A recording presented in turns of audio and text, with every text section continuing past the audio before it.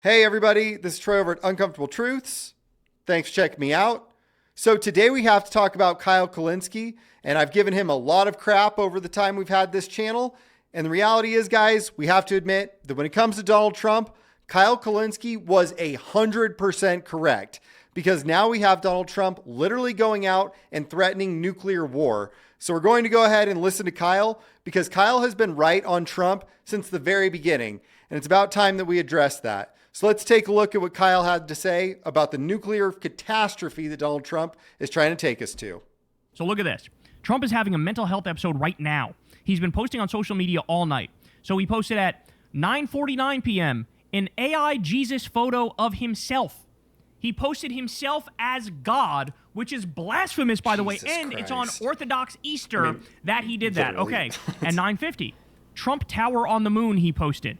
10:10, a dumb meme. 10:32, a news clip. 10:53, a news clip. 10:43, announcing a Hormuz blockade. So he's blockading the blockade, as if like the double negative will cancel it out and open it somehow. At 2:35 a.m., an article about Joe Biden. At 2:36 a.m., an article on a naval blockade. On 2:37, an article on Eric Swalwell. At 2:37 again, posted the same article about Biden again. 2:38, an article on his ballroom. And at 4:10 a.m., an article on Iran. He's not sleeping. He's pretending to be Jesus, and he's posting all night. He is not well. Now, over the weekend, it was not much better, y'all. Okay, we do have to admit, if he wasn't the president and if he was actually taking care of America and putting us first, like he campaigned on, this would be pretty funny. So he went on Fox News and even managed to scare the shit out of Maria Bartiromo, who's a hardcore MAGA freak in her own respect. Listen to some of the stuff that he's saying. Here we go. Doing well at all. They're getting killed. I could take out Iran in one day. I could take down in one hour. I could have their entire energy, everything, every one of their plants, their electric generating plants, which is a big deal. And I hate to do it, because if I do it, it takes you 10 years to rebuild. They'll never be able to rebuild it. He's musing about, I could take out Iran in one day. I could take out Iran in one day if I wanted to.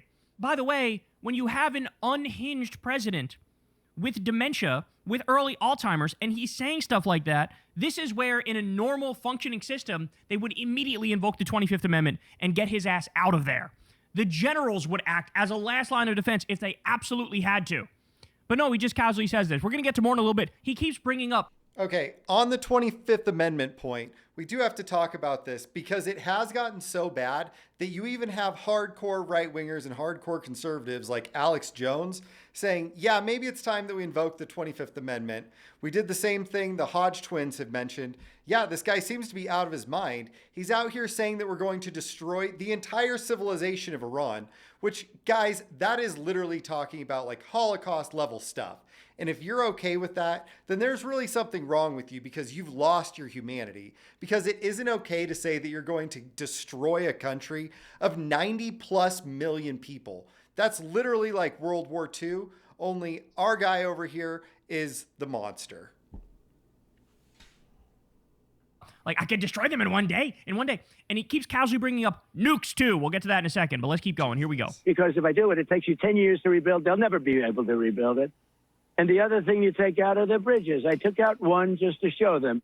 Bragging about war crimes. Bragging about war crimes. Shit that should get you locked up in The Hague immediately, like that.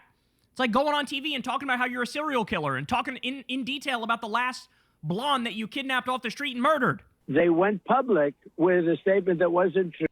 Yeah, well, and I don't know if Trump's kidnapping blondes or not, but we do know that he liked to hang out on Jeffrey Epstein's island, and that he's doing everything he can to make sure that the Epstein files aren't released, and that his buddies that were all hanging out on the island with him never face accountability. On top of that, what Trump has already done, Kyle Kulinski's right, guys. That is 100% a war crime. Now, I know I've criticized Kyle quite a bit because he's pretty far on the left, but we need to be honest about what's going on right now. People like Kyle called this thing a long time ago, and we need to give him some credit for it. They admitted it.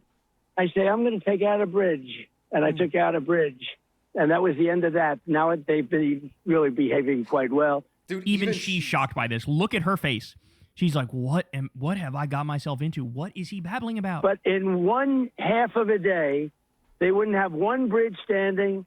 They wouldn't have one electric generating plant standing. This is like Osama bin Laden doing a media hit and saying, I could just take out all of America within one day. I can get a dirty nuke from Pakistan or Saudi Arabia, and I could take out America within one day. I could destroy all the bridges. I could destroy all of the government buildings. This is what this is like. This is like ISIS shit.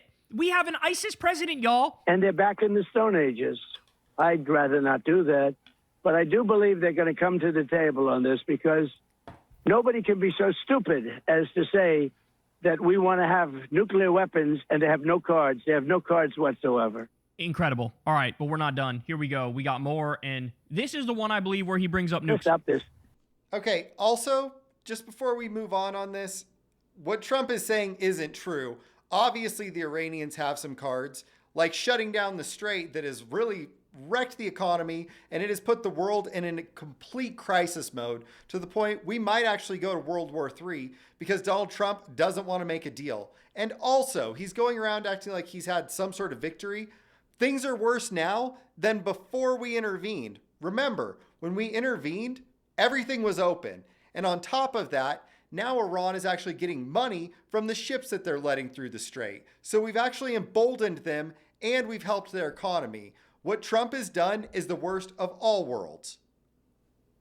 This country from having a nuclear weapon. You want to see a stock market go down?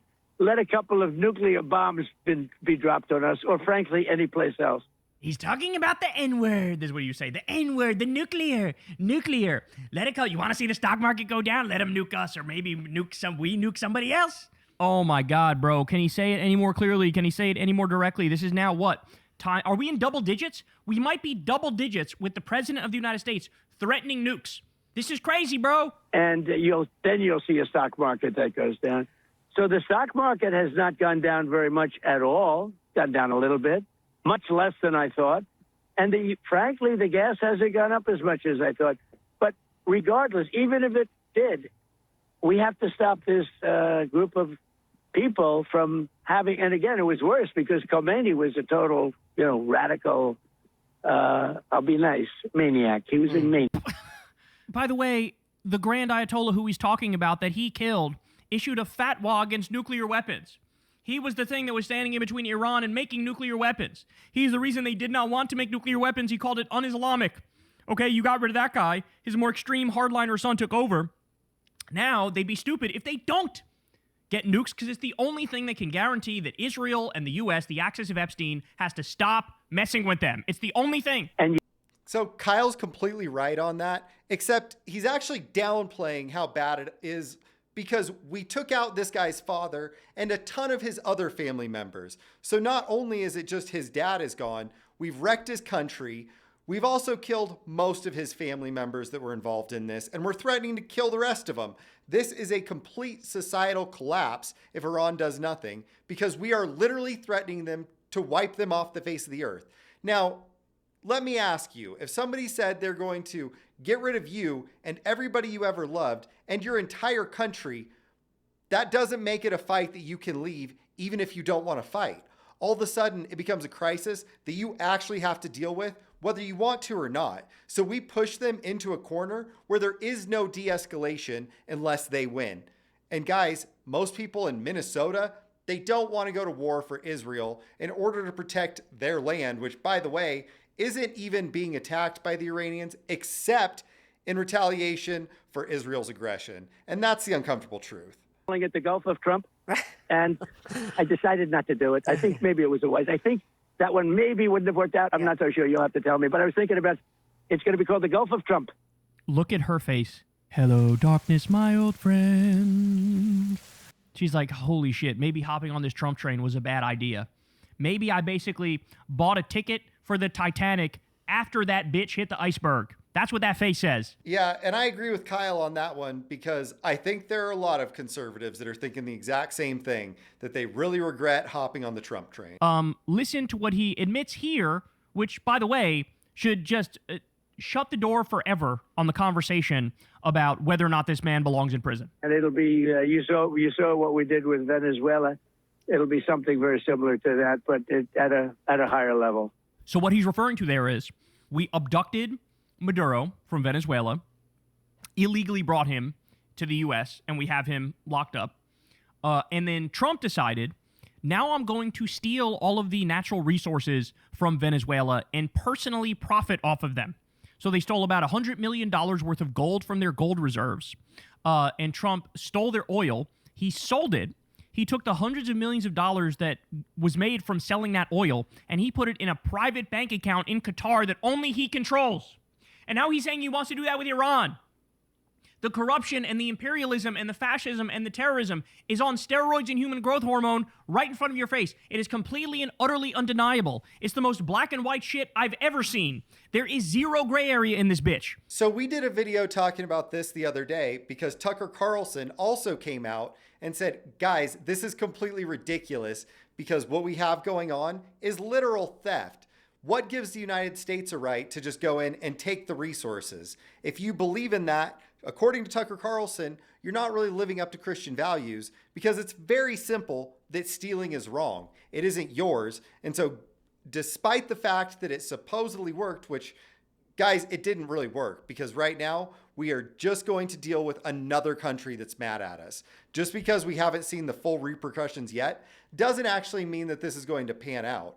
And the reality is, guys, is a bunch of countries are now coming together to go up against the United States. And meanwhile, our allies are saying, these guys are out of their minds. We can't work with them. So they're abandoning the United States. And it's all because of Trump's insane foreign policy. So said, quote, I predict they come back and give us everything we want. This is what he said about Iran. And I told my people, I want everything. I don't want 90%. I don't want 95%. I told them, I want everything. They have no cards. Ladies and gentlemen, when Trump agreed to the 10 points that Iran released to say, hey, you want a preliminary agreement before we do a permanent peace deal? Here are our terms. And there were 10 parts to that. When Trump agreed to that, he agreed to unconditional surrender where Iran gets absolutely everything. They get to continue to control the Strait of Hormuz, right? The U.S. has to dismantle our empire and close our bases in the region and get our soldiers the fuck out of there, right? Every single one of the 10 points, you pay us reparations, Iran said to the U.S. Every one of those points was unconditional surrender. So Trump, in a preliminary sense, agrees to unconditional surrender. Then you have the negotiations, and Trump goes, actually, I want everything. I want 90, 95%, which, by the way, shows he's never been serious about this. The whole No, what I think is actually going on here is they're trying to buy more times because we're low on ammunitions. We're low on interceptors. And so what we have going on right now is the same thing that's constantly going on. Israel and the United States, they pretend like they want to do peace deals in order to delay the war, and then they stock up. And then once they're stocked up, they go right back to bombing. And part of this is because Israel is a completely bloodthirsty nation, just the way the United States is acting, because we are supporting this. And keep in mind, guys, this might be in Israel's interest because Israel is willing to fight to the last U.S. soldier, and they're willing to spend the last U.S. dollar in order to make sure that they can destroy their enemies. But that has nothing to do with us because Israel is a garbage ally and we should be doing absolutely nothing to support them. And in fact, if we actually wanted to deal with something, we should get Israel under control because they're not a real ally. They're an adversary of the U.S. Point of this fake ceasefire, just like the fake ceasefire in Gaza, is to reload and refresh and replenish. Exactly. And that's what the Axis of Epstein is currently doing. Okay? They're getting ready for the next attack on Iran. That's what they're doing. He's been lying about it every single step of the way. And then finally, I'm going to leave you with this. I am pleased to announce that today my administration officially filed the presentation and plans to the highly respected Commission of Fine Arts for what will be the greatest and most beautiful triumphal arch anywhere in the world. This will be a wonderful addition to the Washington, D.C. area for all Americans to enjoy for many decades to come. President Donald J. Trump. And so you can see here what this arch would look like. There it is. Ladies and gentlemen, this is what Trump is thinking about as he waged an illegal and offensive war against Iran. Also, yeah, I think the arch is stupid, but who cares? The arch is a complete non-issue. You know what? We'll give you all the arches. You can put an arch in every single state. Just pull out of Iran and stop supporting Israel and all your Epstein buddies, and we'll just count that as a good trade. So this is where we're at now, guys. We are literally at a point in time where the President of the United States is threatening nuclear annihilation on a country that didn't attack us on behalf of another country, Israel, that is our adversary. And guys, if you think that you can nuclear bomb a country and there's going to be no repercussions, you're out of your mind. Because if we do that, we are opening Pandora's box and we are guaranteeing that we're going to see chaos for generations. Now, this isn't something we should be doing lightly, and it's definitely something we shouldn't be doing on behalf of another country. So that's what we have for this one, guys. Do me a favor, go ahead, hit like and subscribe, and we're going to stay on top of it. Take care, everybody.